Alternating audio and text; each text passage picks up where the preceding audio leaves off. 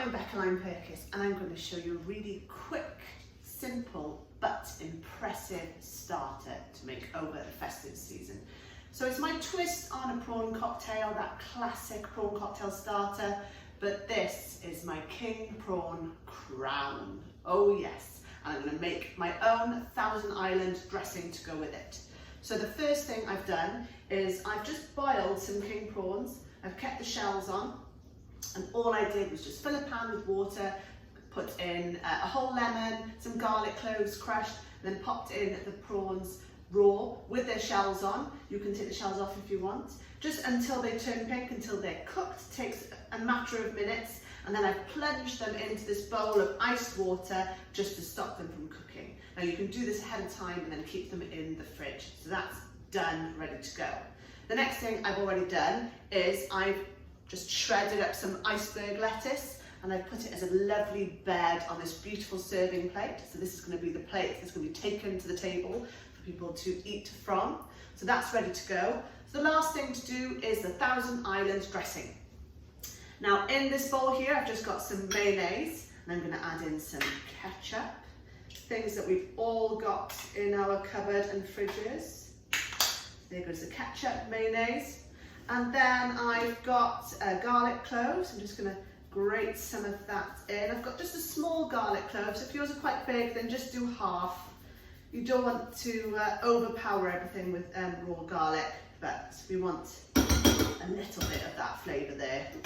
Next, I've just got some chopped up red onion that can go in. I've got some gherkins, also chopped up, and some celery, just to add that little bit extra crunch to the dressing.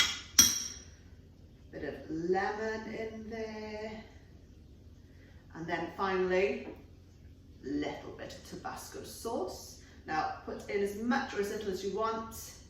I like a nice little bite from my Thousand Island dressing.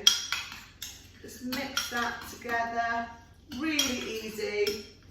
You can make all of this ahead of time, and then when you're ready to serve, you can just pop it into a nice bowl. There we go. Good, perfect.